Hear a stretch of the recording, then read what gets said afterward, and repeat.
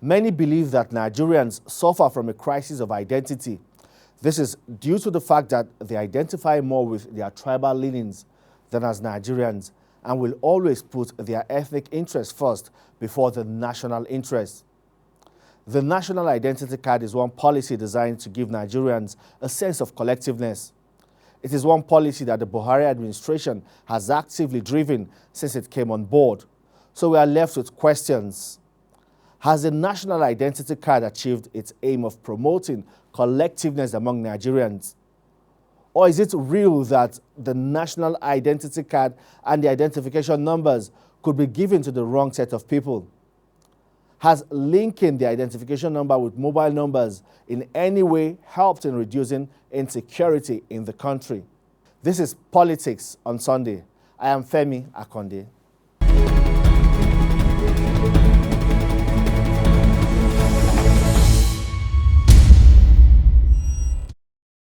Let's start from here. The National Policy for the Promotion of Indigenous Content in Nigeria. This was launched 2 weeks ago in the Presidential Villa. First, help us shed more light about this and why should Nigerians care? This policy is part of the policies of the current administration. One, improving our economy, which is very important. We discovered that telecommunication sector is arguably the most important sector in the country today when it comes to economic activities. Secondly, we conducted an assessment and we discovered that most of the things being used in the sector are being imported.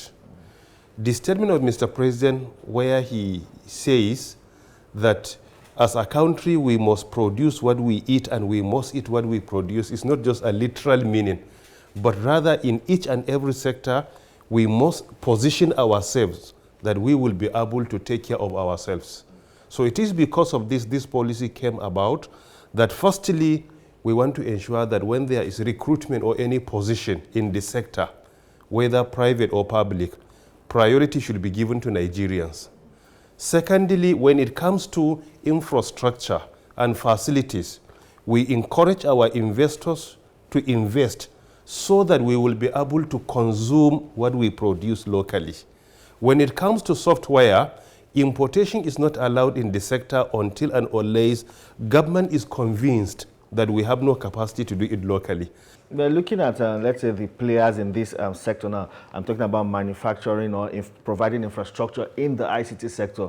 We do not have so many players in that sector to produce enough to meet the demands of this huge ICT and telecoms sector in the country. So it means that as it is now, we still have to a large extent still rely on imports. If you go through the policy, you will discover it's not an issue that will be implemented in 1 week, but rather we have a plan of ensuring we implement significant percentage in 2020, 2021, 2022, and 2023. It is not an issue that can be implemented today, but with strategy and enabling environment, it is not difficult to achieve that, because countries with 5 million population, they establish manufacturing companies for themselves. But Nigeria, with a population of arguably over 200 million people, that our population has been dominated by youth and their ICT savvy and many more. So we have so many advantages that will make it easier for us to manufacture what we need in the country. And the role of government is not to invest, but rather to provide the enabling environment for investors to invest, to ensure, firstly, security is enhanced, issue of unnecessary or double taxation is addressed significantly by government, tax holiday is provided where the need arises in order to encourage the investment, for there are policies that will compel companies to patronize what is being produced. These are the policies that government should do. Investors will come with their money and invest. The ICT sector is one of the fastest growing sector in the country as we speak, and just last year I think it was the biggest contributor to the country's GDP. You know, there are significant leaps in this sector, and not so many people are not even noticing. Like, a lot is happening and we hardly notice. We just It just happens and then we move on. But let's talk about these significant achievements that have been recorded in the ICT sector and its contribution to the GDP. Help us put it in real time now. How much exactly, what percentage has been added, or what percentage does it contribute to growing the country's economy, and how well has it engaged young people and created job opportunities? Based on the report of National Bureau of Statistics of the last quarter of 2020, ICT was the most performing sector, and it has the highest growth rate in the country. And if you look at, as you say, the statistics, the sector in the fourth quarter of 2020 grew by 14.70%, followed by another sector which was occupied by the second position, which grew by 3.41%. This is 14.70%, followed by another sector, 3.41%. Look at the gap. The gap, yeah. Within the gap, you will be able to accommodate all other remaining sectors in between. This is to show to you that the performance of ICT sector is not only the best, but rather more than 4 times the second most performing sector of our economy. But was this a fluke, or it as a result of deliberate policy implementation, maybe targeted at growing the sector? There is no doubt about this, because without policies in place, that cannot be achieved. Most of the challenges being confronted by the sector were addressed by the federal government. Some of them 100%, some of them significantly, they have been addressed, like the issue of right of way, which had been lingering for many years. We engaged Nigeria Governors Forum, we engaged National Economic Council, we visited some governors. We were able to come to an agreement that broadband penetration in the country is not just about the tax to be collected, but rather it is important in our economy. So let them think outside the box. It's just beyond the money to be collected per linear meter. When there is broadband penetration in your state, it will enhance communication and it will support all other sectors to be successful. So through that engagement, we agreed with them. Some of them even completely waived right of way. And the issue had been lingering for over 10 years before we had the privilege of supervising the sector. This is one of them. Issue of vandalization of infrastructure. Mr. President has directed security institutions to protect ICT sector, particularly major investment all over the country.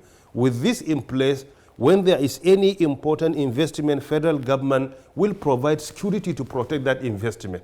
And security institutions have been directed. This is the first of its kind in the history of Nigeria. During the national lockdown was imposed as part of measures to slow down the spread of the virus, ICT became like a lifesaver. The federal government institutionalized virtual meetings. Not just the federal government, even individuals had to Zoom, Skype, and all of that. Technology played a significant role. How much of a pressure was this for the Ministry of Communications and Digital Economy, and how did you handle it? I think when, sometimes COVID-19 pandemic came up with so many negative impacts on our population, and the most worrisome, looking at the loved ones we have lost. Many people passed away. Our citizens, many of them passed away because of this. So due to that nature, is worrisome, and it has many negative effects on our country. However, in ICT sector, you can identify 1 or 2 positive impacts of COVID-19. Why? Because it makes the adoption of ICT to be more institutionalized. When COVID-19 came, we immediately stopped Federal Executive Council. Nothing was going on. And I went to our boss, Mr. President Muhammadu Buhari, GCFR, to convince him that, sir, we must come to your office and install facilities for virtual meeting.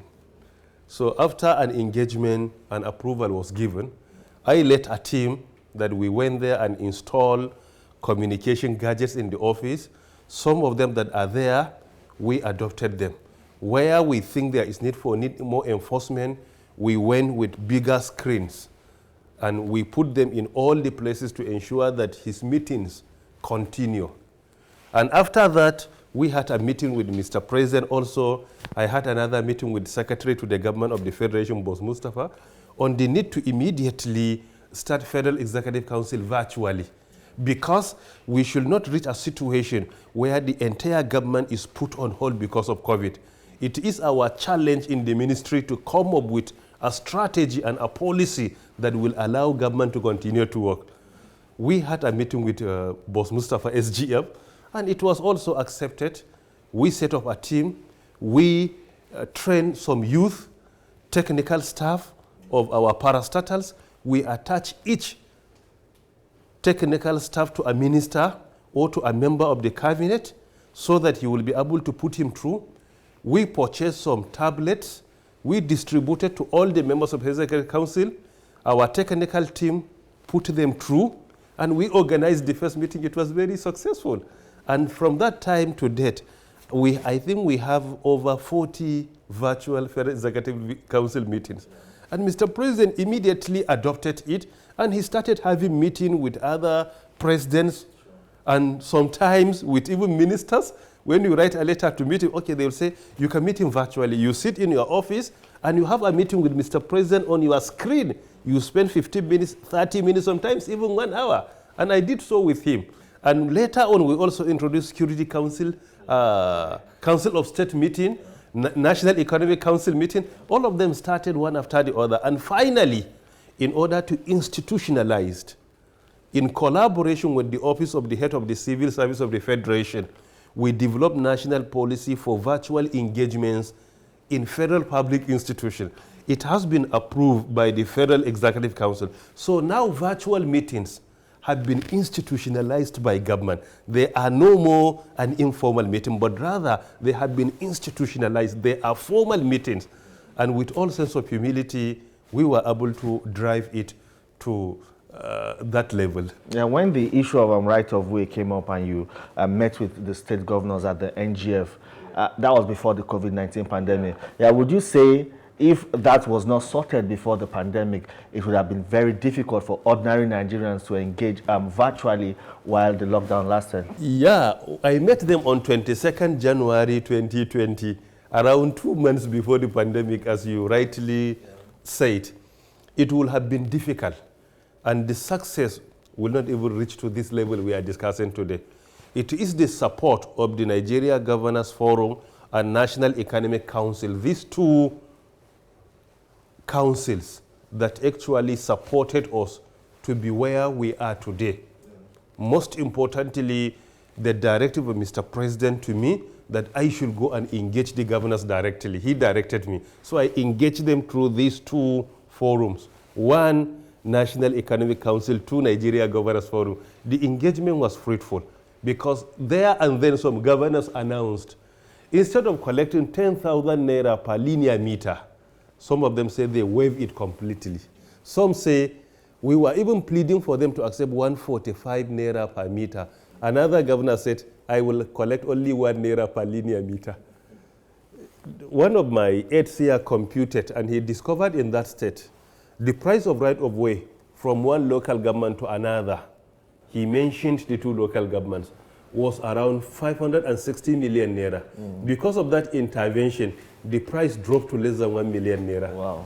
So that is why we had been agitating for the price of broadband to come down, and it has been coming down, because from the time I took over to date, based on the average price presented to me by Nigerian Communications Commission, with the report is here, the price dropped by more than 50% from that time to now.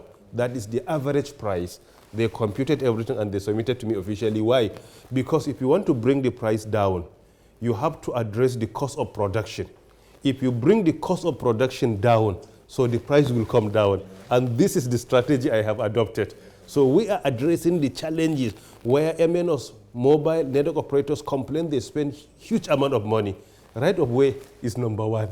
So by addressing it, they are always appreciative, and the sector is doing well in that regard. Yes, you know, when the president launched this national policy for the promotion of indigenous content, he talked about the linkage of the NIN to SIM cards, and he said, the president's word, he said that it will cover one of the weaknesses in our security structure. A lot of people were excited when these NIN registration came on board, because what we heard was that it's going to drastically reduce insecurity, kidnapping for ransom will be reduced, but it appears right now over 54 million people have been registered or captured and still counting.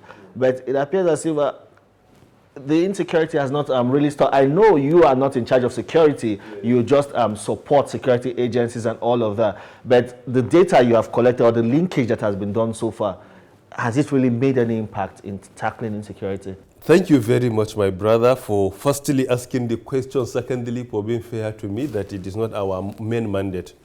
But what I want to say, firstly, knowing the priority areas of our boss, President Muhammadu Buhari, security, economic development, and fighting corruption, it becomes necessary for each and every sector to support these three priority areas. And it is because of this we have done a lot to support the security of the country. Number one, when I was appointed as a Minister of Communications then on 21st August 2019, nobody knew the total number of unregistered SIMs in Nigeria or improperly registered. Within 2 weeks, I was able to compel NCC to come up with the statistics for the first time, where we discovered there was around 9.2 to 9.4 million, more than a population of the country, without registration or impartial registration. Impartial registration, you will not be able to trace the owner of the SIM. 9.2 to 9.4. This is a population of a country. It was the first time, and within a month, by 25th August 2019, 25th September 2019, on that very day, it was the deadline. Either the SIM registration was completed or completely blocked. Even on the final day, 2.4 million SIMs were completely blocked from our network. At that time, go through statistics, you will discover from end of September, October, November, December, crime through kidnapping and banditry dropped significantly in the country. All other crimes dropped. Why?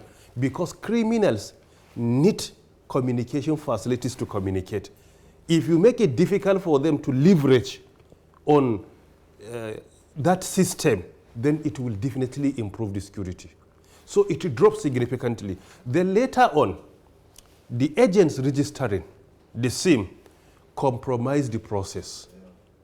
Where they compromised the process, based on the report I have received from NCC, is the fact that now they will register people. If you come and meet an agent, he will say, do you want to buy pre-registered SIM or you want to register? If you say pre-registered, they will increase the money and get the biometric of somebody and register and give you the SIM. So we reached a situation later that the system was compromised where they were registering the biometric of other innocent citizens that did not know the implication and sell the SIM to other criminals. So it's not about even SIM linkage, it's about SIM and NIN verification to verify that you are the real owner of that SIM. That is what the process is all about. We are not yet done, but for sure a lot has been achieved in the area of supporting security, and I don't think it's right to say it in public. Security issues are not always addressed in public, but we have so many letters, so many correspondences with security institutions commending our effort and what we have achieved so far. Particularly, you should know the board of NIMSI that recently visited me comprises of all the security institutions, police represented, ONSA represented, SSS represented. This is just an example. Immigration represented, CBN represented, FRI is represented, Corporate Affairs Commission represented. All the institutions that either collect data of citizens or they manage security are on the board of NIMSI. So it is, if you look at it strategically, you will see even the board has been constituted in order to support the security. So the whole issue is not about linking, but rather verification to ensure the biometric of SIM registration is the same with that of NI number, in order to avoid the call created by agents where somebody's biometric will be used in registering SIM and that SIM could be sold to another user without collecting his biometric. So it's more of verification of biometric to ensure that of SIM matches with that of our NI database. And there's also a form of identification to ensure that maybe foreigners or Nigerians are properly identified, and then we complain that there's an influx of foreigners into the country who come and cause crime and everything. Yes. And that it would also reduce the influx of all of these criminals who cross the borders to come. It will help. Definitely it will. Because if you look at NIMSI Act, which was approved 2007, today 14 years, you will discover the number is mandatory for you to get access to any government service. It's mandatory before you get passport. It's mandatory before you open a bank account. It's mandatory. So look at section 27. You will discover that whatever you need in this country, as long as it is official document, you need an NI number to do that. Section 27 explains clearly the position of lack of obtaining it, which could be a crime. So this is not a new law which has been initiated by the administration of President Muhammadu Buhari, but rather 2007, 14 years. Remember the time. It was not President Buhari leading the country, but the law has been in place. What President Muhammadu Buhari has been driving is to ensure that the law is implemented. And this is what we have been doing, to ensure that it is implemented. Prior to that, we came up with so many regulations to ensure that even the process is not being compromised. Number one, for the first time in history, I led a team that developed Nigeria Data Protection Regulation. Before I led the team that developed it, in Nigeria, we had no comprehensive law that makes citizen data must be confidential and it should not be compromised. I led the team that developed it. So if you submit your data based on that law, nobody will have access to it. Honorable Minister, are we going to get to a time when there will be a uniform database? Because this is the target. National identity database is supposed to be the uniform, because part of the function is harmonization of all citizens' data. Today, our plan is, if you register for national identification number, you don't need to go and register for driver's license anymore. You only submit your NI number, they will get access to it with your endorsement, and they will register you. And this is what JAM has started. They say if you register for NI number, don't do anything, just submit your NI number to JAM. They will get access to it with your permission. When they get access, they will only download your information, and that is sufficient. So NIMSI is supposed to be the custodian of the primary database of all our citizens. And our effort, if successful, we will reach a situation that you don't need to go anywhere and submit your data. And for your information, the database of NIMSI is very secured. To date, it has never been compromised. I was just going to ask, because cybercrime is it has never been compromised. Really sophisticated. To date, nobody has ever compromised the database, because it is critical national infrastructure. And secondly, if you know the process in which the data is kept, definitely you will be proud of your country, Nigeria. That is why our database is 99.9% secured. 99.9%. 99.9%, because there is no database that is 100% secured, but it's 99. And we have Nigeria Data Protection Regulation in place, which we don't allow anybody to go and manipulate the database or get access to it without authorization. And usually the authorization should either come from Mr. President or based on the need of security institutions, and most importantly, your personal endorsement or permission to get access to it. Okay, lastly, Honorable Minister, the administration, of course, is also at that halfway mark. I'm just an overview generally beyond Germany, the whole administration of President Muhammadu Buhari. The president is asking for understanding. He's telling Nigerians that he's doing his best to ensure that, yes, lives and property are secured, and even the welfare of Nigerians is taken care of. What's your own assessment, general assessment? I know you are in the administration, of course, you score the government high, but I just want to ask you, like, when the president is asking for understanding, what really does he mean? To be fair, sometimes people do not understand how our president is. You will not admire this gentleman until you get on one-to-one with him and discuss with him about the challenges of the country. You will see he is so passionate about addressing them. He will listen to you attentively when you are briefing him about the challenges being confronted by Nigeria, particularly if you are making recommendations on the best way out. What I think President is pleading with our citizens to do, firstly, to recall the situation he took over the country, economically, security-wise, and many more. Secondly, they should understand change doesn't come within a single day. Thirdly, all citizens should be patriotic, because if significant percentage of our citizens are not patriotic to positive change, it can hardly be achieved. Today, because of interest, some people know that this policy of government is important, but they will challenge it. Why? Because they want the government to fail. Government is not about itself, but it's about Nigeria. Even if a government is not for you, or it is for your opponent, or for your enemy, if the failure of that government will be the failure of the country, then you should not pray for the failure. Why? Because it is not about government or political party, but rather about Nigeria. We don't have any place better than Nigeria. If Nigeria is successful, we are all successful. If Nigeria fails, we have failed. So it is because of this, we should think beyond ethnicity, beyond political party, beyond religion, beyond sentiment. We should make Nigeria first. And we should sometimes understand our differences and agree that our priority and preference is our country. Let us come together to make this country a better place for all of us and for our children and for those to come even after them. Any country you go in the world, it is not, angels do not come and fix the country. The citizens make sacrifice to fix their country.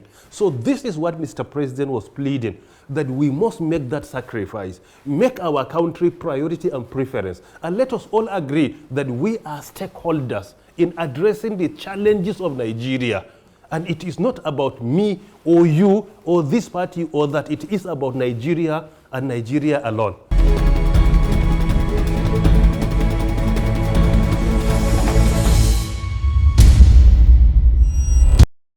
Well, that's it for this week. Until next week when we bring to you again another topic of national discourse. I am Femi Akonde.